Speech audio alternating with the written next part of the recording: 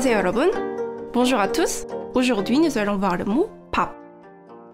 En coréen, pap veut dire à la fois le riz et le repas. C'est parce que le riz est la nourriture de base en Corée. En fait, il y a plusieurs mots pour désigner le riz en coréen. D'abord, pyo, c'est la plante qui donne les grains de riz. Sal, c'est les grains de riz crus. Et enfin, pap, c'est le riz cuit. Si on dit papada, ça veut dire littéralement faire du riz, préparer du riz, mais aussi cuisiner. Donc, même si on ne cuisine pas de riz, on peut dire papada.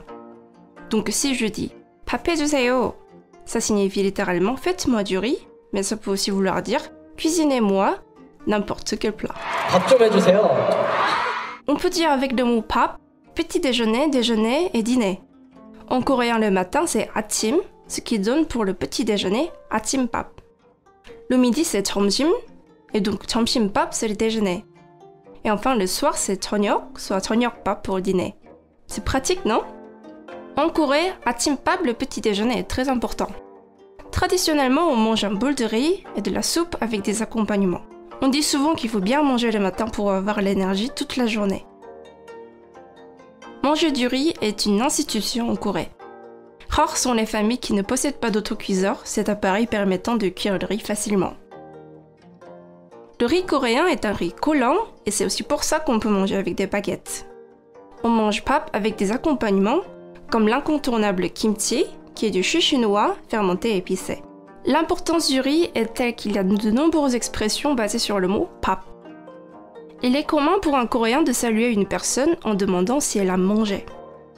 Cette forme de salutation est particulièrement utilisée chez les personnes âgées qui ont connu la guerre civile. En temps de guerre où la famine faisait rage, le simple fait d'avoir mangé signifiait que tout allait bien.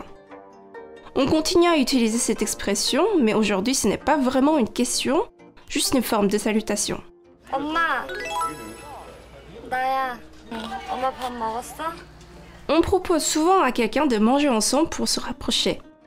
On dit 밥 한 끼 해요, qui veut dire littéralement on va manger un repas ensemble. Il y a même une chanson. Voici une sélection de quelques plats que vous pouvez faire à base de riz. 국밥, 김밥, 누룽지, 덮밥, 볶음밥, bibimbap, ou des desserts comme yakbap, chiké. J'espère que cette vidéo vous a plu. Elle me tenait particulièrement à cœur vu mon amour pour la cuisine coréenne. Et en parlant de cuisine coréenne, on vous a préparé une petite surprise qui devrait plaire aux gourmands dans la prochaine vidéo. N'oubliez pas de nous dire les sujets que vous voulez voir abordés pour la prochaine fois en commentaire. Portez-vous bien. 잘 먹겠습니다.